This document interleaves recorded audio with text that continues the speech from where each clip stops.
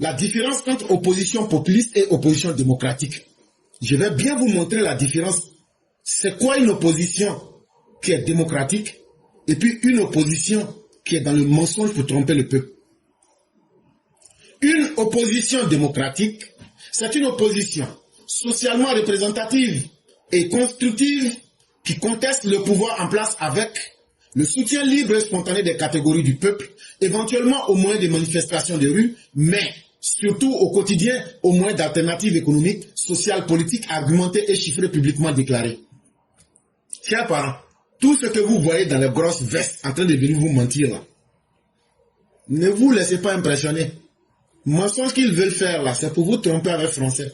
Sinon là, on peut expliquer simplement, tout le monde comprend. Dans la politique là, il y a deux types de politiciens. Il y a ceux qui viennent pour vous tromper et puis il y a ceux qui viennent pour travailler. Est-ce que vous ne voyez pas Alassane Ouattara? Est-ce que Alassane Ouattara c'est un politicien qui vient pour travailler ou bien il vient pour vous mentir? Maintenant, Alassane Ouattara là, il a été opposant. Quand Alassane Ouattara était opposant là, est-ce que de la manière dont nos opposants se comportent aujourd'hui, est-ce que c'est comme ça qu'ils se comportaient? Quand Alassane Ouattara était opposant, il se comportait comme un opposant démocratique. Il a fait son bilan, il a fait tout ce qu'il faut pour convaincre le peuple de Côte d'Ivoire. C'est le seul opposant qui a dit voilà mon projet de société, voilà ce que je vais faire. Les gens disent hé tonton, tu vas faire tout cela comment? Il dit croyez en moi, votez-moi seulement.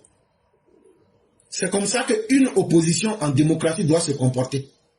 L'opposition en démocratie là, les mauvaises choses que le parti au pouvoir fait puis veulent cacher là. Dans une démocratie là, le pouvoir de l'opposition, c'est de nous faire sortir le mauvais côté du pouvoir. Et puis nous dire, regardez ce qu'ils font. Alors qu'on aurait pu faire de telle façon pour arranger tout le monde. Dans une opposition démocratique, quand on demande à marcher, regardez quand on était opposant là, nous on sortait pour dire, laissez tout le monde va parler à la télévision. Laissez tout le monde va pouvoir candidater en fonction de la vérité. On n'a pas demandé qu'Alassane Ouattara soit candidat parce que c'est lui on aime, même s'il avait violé la loi. Non. On a dit, on n'a qu'à sortir pour dire tout le monde n'a qu'à être candidat, mais tout le monde doit respecter la loi. C'est comme ça qu'une élection, une opposition démocratique se comporte. Mais une opposition populiste, une opposition de mensonges, eux là, eux ne se basent pas sur la réalité. Hein. Eux là, eux n'offrent rien pour vous rendre intelligent. Hein. Tout ce qu'ils font là, c'est de venir, ils disent, ah, bon, les gens sont là, qu'est-ce qu'on peut dire? Et puis ça va sonner bien dans leur oreille. Qu'est-ce qu'on peut dire? Ça va sonner dans leur cœur. Ils vont être joyeux. Qu'est-ce qu'on va? C'est pourquoi Laurent Gbagbo, toujours qu'il parle, on dit il fait rire les gens. Mais il est en train de vous manipuler. Laurent Gbagbo, chaque fois c'est lui qui voit, ça là c'est pas bon, ça là c'est pas bon. Mais quand on lui demande, comme c'est pas bon là, tu veux qu'on n'a qu'à changer comment? Il dit, ah, votez-moi d'abord, après je vais réfléchir à ça. C'est un menteur. C'est la même chose comme les Chakadjans là. En fait, ils veulent vous tromper pour prendre le pouvoir. Mais comme ils n'ont rien à faire lorsqu'ils seront au pouvoir là, ce que vous aimez, ou même ce qui peut vous énerver, ou même ce qui peut vous faire plaisir là, ils utilisent vos sentiments pour essayer de vous tromper. Tellement ils vont vous habituer à ça, vous allez finir par penser que c'est eux qui peuvent vous sauver. Et vous allez faire l'erreur de leur confier votre destin. En réalité, ce sont des gens, quand ils échouent à manipuler le peuple, ils tombent dans l'insurrection. Ils disent, si vous ne permettez pas que Laurent Gbagbo, même s'il a violé la loi, si vous ne permettez pas qu'il soit candidat, on va brûler la Côte d'Ivoire. Ôte-toi que je m'y mette. C'est aussi simple. Il faut quitter, je vais venir. Allez demander aux partisans de Laurent Gbagbo, qu'est-ce qu'ils vous disent? Non, laissez-nous aussi, on va bouffer aussi. Comme on t'a dit, c'est frigolo, que ta maman a mis dans son frigo là. Toi, tu vas venir, il faut venir, tu vas bouffer. Donc, ils n'ont aucun programme. Ils veulent vous tromper. Et pour vous tromper là, c'est les choses que vous aimez entendre qui vont vous dire. Pour vous couper de la réalité. C'est les choses qui peuvent vous énerver là. Ils vous disent ça pour vous confondre. Et ils vont vous distraire. Et vous allez vous habituer à leur discours. Et vous allez tomber dans l'amusement. Et un jour, ils vont vous prendre. Et une fois qu'ils vous prennent, ils vous offrent la mort.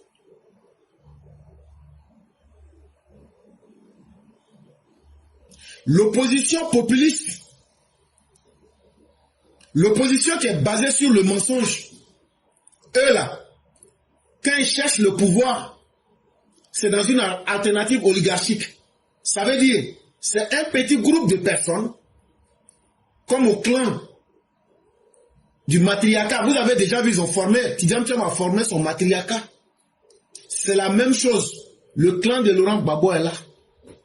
Le clan des nadistes. Quand ils vont prendre le pouvoir là, c'est un petit groupe de personnes, c'est eux qui ont le pouvoir.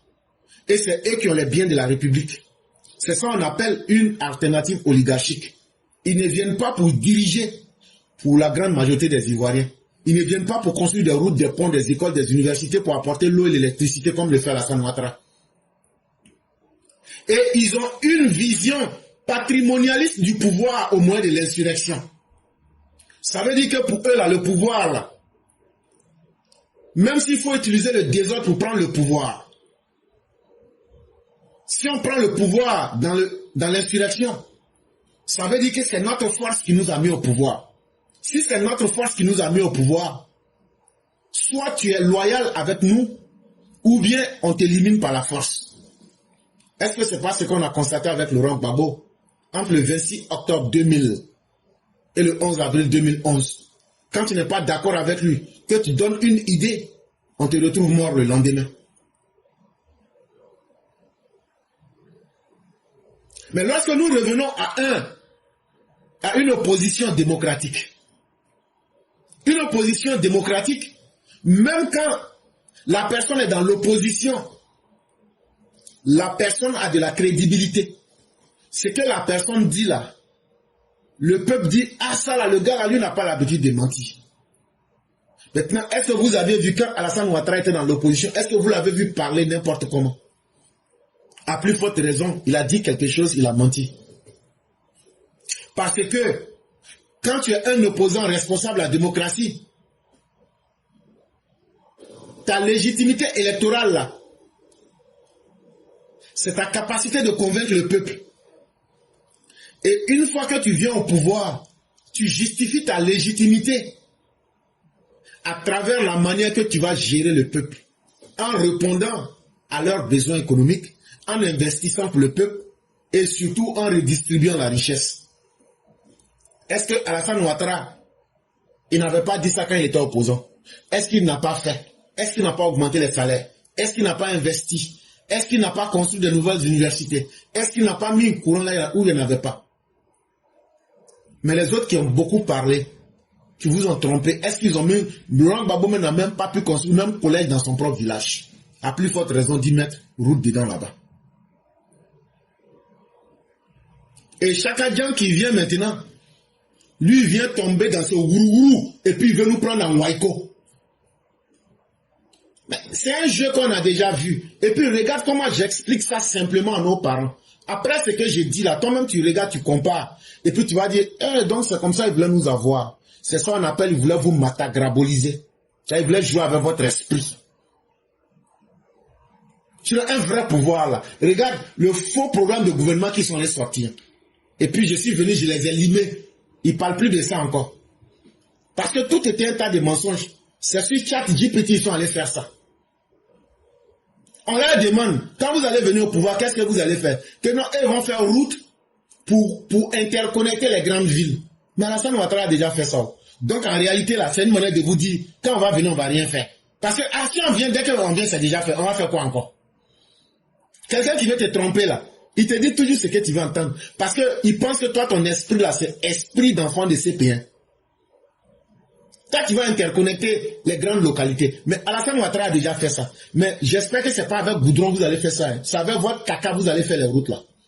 Sinon, ça ne sera pas avec goudron. Puisque vous ne mangez pas goudron. Donc, Thiam là, lui, il voulait nous prendre même en blue band, dans pain. Mais ça n'a pas marché. Il dit qu'il est le meilleur banquier de la préhistoire. Mais on lui dit, où est ton programme de campagne? Jusqu'à actuellement, il n'a pas de programme de campagne. Où est ton programme politique? Il n'en a pas. Son programme politique, là, c'est de fuir pour les TikTokers. Il a quel programme social? Qu'est-ce qu'il lui vient là? Qui va faire de chaque Ivoirien des milliardaires? Mais il est incapable de payer. Il a pris une femme là, comme bonne. Mais il n'a pas été capable de payer l'argent de la bonne là. Jusqu'à même les blancs ont couru derrière, ils l'ont attrapé. Et puis maintenant, ils ont attaché ces comptes là. On dit, bon, nous, on a enlevé l'argent par force et puis ils ont donné à la femme là. Mais comme tout le monde veut être riche, lui, il vous a rendu, il vous a rendu riche dans sa bouche. Si je viens, vous serez tous milliardaires. Quelqu'un qui n'a pas pu payer quelqu'un qui a travaillé pour lui, une bonne, c'est toi qui vas travailler, policier, instituteur, et puis tu vas devenir milliardaire. Mais en réalité, comme je vous disais, ils sont dans une vision oligarchique du pouvoir. Ils ne parlent pas de vous, ils ne parlent pas de nous, le peuple. Ils parlent des gens du matriarcat. Eux là, ils vont aller demander l'argent aux blancs. Comme c'est en dollars, là, ils vont venir se partager. Et puis ils vont s'asseoir pour dire que non. Mais Alassane Ouattara a déjà travaillé. Est-ce qu'au temps de Laurent Gbagbo, ils ne vous ont pas dit que c'est fini, qu'on ne peut plus travailler en Côte d'Ivoire? Donc c'est à vous de voir tout ce que les gens veulent vous dire pour vous raconter des mensonges. Regardez dans Petit Français. Nous on n'est pas là à l'école. Regardez mon Petit Français que j'ai dit là. Mais vous comprenez, non? C'est comme ça. Alassane Ouattara, est-ce qu'il n'a pas donné 13e mois? L'année fait 12 mois, mais lui il a ajouté 13e mois plus. C'est ça qu'on appelle la redistribution des richesses. Cacao, on paye ça à 2200. Depuis que toi, ton grand-père, ton arrière-grand-père était là, est-ce que tu as une fois vu ça? Mais c'est Alassane Ouattara qui a apporté ça. Coupe d'Afrique, là, ça fait 3 fois, 2015. 2015, il a pris ça. 2024, il a pris ça. Et puis avant, en 92, là, il a pris ça encore. Quand il vient là, ça va être le bonheur. Mais les autres, là, les babos, les tidjam-tiam, quand eux viennent, ça va être sac de malheur. Ah, tu veux pas un peu? Un peu de quoi? Malheur? Je veux pas ça là. Je suis pas bête, hein. Je suis pas bête, je veux pas. Bon, Tidiane là, il se promène, il s'en va chez les blancs là. Ça fait maintenant 4 mois il est là-bas. Hein. Il est chez les blancs là. Qu'est-ce qu'il fait? Quand il arrive là, les blancs, il dit, hé, venez ici. Quand les blancs viennent là, il leur dit, Côte d'Ivoire là n'est pas bon. Côte d'Ivoire là, le gouvernement qui est là-bas là, il veut pas. Le gouvernement là, Ouattara là, il est en train de travailler pour les Ivoiriens. Et il est en train de prendre tout l'argent là. Alors que vous les blancs là, vous avez besoin de l'argent pour payer vos retraités. Pourquoi il fait ça? Hein? Il est mauvais, hein? Il est mauvais. Hein? Les blancs se disent, c'est pas faux. Hein? Voilà un autre idiot qui veut qu'on se serve de lui pour puiser les ressources de la Côte d'Ivoire. Donc faut te calmer. Tu sais ce qu'on va faire? Comme toi tu es bête là, on va te prendre et puis maintenant on va te mettre là-bas. Et toi maintenant tu vas nous permettre de tout nous donner. Tu as compris? Et puis il dit, et puis maintenant il est là-bas. Mais quand ils viennent là, ils viennent trouver que le brave tien Adopi Sansi, il est assis sur son pouvoir là, et puis il a serré les blonds là. Ils font comment il ne peut pas le déboulonner? Mais pourquoi il ne peut pas le déboulonner? Parce qu'il est assis sur un programme démocratique. Parce qu'il est assis sur un travail qui a été fait pour les Ivoiriens. Parce qu'il est assis sur une réalité que tout le monde voit et tout le monde sent. Mais l'opposition qui est dans le mensonge, l'opposition populiste, c'est eux qui font les slogans. On ne mange pas goudron, on a faim, le pays va mal. C'est comme ça. Mais quand on leur demande là, vous avez faim là, comment on fait pour trouver à manger? Ils ne vont jamais vous répondre que pour trouver à manger là, il faut aller travailler. Ah, je vais mourir. Ah, si vous ne venez pas, je vais mourir, je vais mourir. Ah, c'est comme ça. Ils sont partis marcher. Mais est-ce qu'on leur a remis l'argent? Est-ce qu'on a donné un sac de riz? Rien. De la manière ils sont venus, ils avaient faim. Ils ont marché comme ça dans la faim. Et ils ont fini aussi dans la faim comme ça. À part les slogans creux, les slogans visqueux, des slogans caverneux, des slogans lugubres, des slogans sans fondement. Quand ils ne trouvent plus que les slogans ne prennent plus, on ne mange pas goudron, toi tu te vas mettre dans ton programme de gouvernement que tu vas faire goudron. Quand on sort pour dire ça aux gens, il dit toi éclairé là, Dieu va te maudire. Dieu va te maudire. C'est toi qui es là. Tu viens pour faire sortir notre secret. Tu mets notre slip là dehors. Toujours tu es en train de gâter notre nom. Donc on va utiliser maintenant la peur et la terreur. Et les gens vont attaquer la Côte d'Ivoire. Ça là, la Côte d'Ivoire là, élection arrive. Si vous ne fuyez pas pour quitter Côte d'Ivoire là, moi je ne sais pas ce qui va vous arriver. En tout cas, il n'aura rien. Le ministre de la Défense vous a parlé. Il dit, oh, tout est au coï. Vous ne pouvez pas inquiéter quelqu'un ou effrayer quelqu'un. Ça là, c'est ce que j'ai dit. Oh. Quelqu'un qui a fait guerre civile là, c'est pas vous, vos bouches là qui peuvent nous effrayer. Maintenant, quelqu'un qu'on peut effrayer là, c'est pas Tine Brema Ouattara. Quelqu'un qu'on peut effrayer là, c'est pas Lassane Ouattara. Quelqu'un qu'on peut effrayer là, c'est pas Djomane Bagondo. Quelqu'un qu'on peut effrayer là, c'est pas Chérif Ousmane. Quelqu'un qu'on peut effrayer là, c'est pas Atio Fosier. Quelqu'un qu'on peut effrayer là, c'est pas Kone Zakaria. Quelqu'un qu'on peut effrayer là, c'est pas Commandant Grouman. Quelqu'un qu'on peut effrayer là, c'est pas nous les militants du RDR. Les gens sont là, hein, les gens ne veulent pas s'assumer. Mais nous là, nous les militants RDR. Quelqu'un que vous là, nous on vous a Biyama quand vous aviez le pouvoir. Quand ils disent, hein, vous avez les Français, mais vous avez les Angolais, non? Vous avez les Lima FS, non? Vous avez les mercenaires sud-africains, non? Vous avez les mercenaires togolais, non? Vous avez les mercenaires sierra-léonais comme les Sam Boukari, non? Nous là, on a pris seulement la France pour vous, Biama. Ça ne vous fait pas honte? Des chasseurs de pèderies ont pris seulement la France. Et puis vous, avec vos alliés, ils vous ont mis des baies. C'est parce que vous êtes maudits. Vous aviez 6 personnes, 6 pays qui vous aidaient. L'Afrique du Sud vous aidait. L'Angola vous aidait. Le Libéria vous aidait. Le Togo vous aidait. Le Ghana vous aidait. Et en plus de ça, les Français même vous ont aidé en s'interposant entre vous et nous. Mais on vous a débait. Ça devrait vous faire honte. C'est vous qui aviez le plus de soutien. Vous avez pris les moyens de l'État pour payer tous ces criminels. Mais on vous a débait avec la France. Donc là, allez gérer votre douleur comme quelqu'un qui est quitté dans A depuis les tombés à terre. Toute la souffrance est dans votre corps, ça vous fait mal. La douleur, là, on ne voit pas. Douleur, là, on ne voit pas avec les yeux. Ce sont des gens comme les Chérif Ousmane là qui vous ont limé. Ce sont des gens comme les Tiofosi là qui vous ont limé. Ce sont des gens comme le commandant Fofana qui vous ont limé. Ce sont des gens comme les Dozo là qui vous ont limé. Et puis ce sont des gens comme les militants du RDL là qui vous ont limé. On est sorti dans votre dos. Ça vous fait mal jusqu'à vous ne savez pas où vous mettre. Quand tu tombes d'un arbre là et puis maintenant là, la douleur là dans ton corps là, tout ce qu'on peut faire là, c'est de te masser avec l'eau chaude. Si tu es trop fâché là, on peut verser l'eau chaude là sur toi. Là, on va voir ce que ça va suivre. Mais en tout cas, de toute façon là, nous on est au pouvoir. Quand tu es au pouvoir, franchement, c'est doux. En tout cas, d'où de ça là, c'est nous on profite de ça actuellement. Vous êtes devenus très aigres. Vous êtes devenus très très aigres. Comme vinaigre. Vinaigre, le vin aigre. Non, on ne boit pas vin. Non, on ne boit pas vin. Subhanallah. Vinaigre là, c'est le vin aigre. Vin, V-I-N, c'est le vin qui est devenu aigre. Tu mets ça dans la salade. Faut aller réfléchir un peu, mon frère, mais on laisse ça. Non, on ne mange pas porc. Oh. On n'a pas dit de manger porc. Mais ton Coran dit que l'avantage par rapport aux méfaits, ce sont les méfaits qui sont graves. Mais si ça peut t'aider à te soigner, tu fais comment? Si ta vie est menacée, et puis c'est Yopougon qui se présente à toi, tu fais comment? Et attendons de voir, hein. Dans la vie là, ce sont les intelligents qui survivent. Quand tu t'engages dans la politique, en utilisant la puissance publique pour faire une politique liberticide de désinformation, de répression policière, un État militarisé, de contestation, la chasse à des prétendus ennemis intérieurs, à des pillages et à la prédation des ressources du peuple, tu finis comme Laurent Gbagbo, le despote dictateur sanguinaire.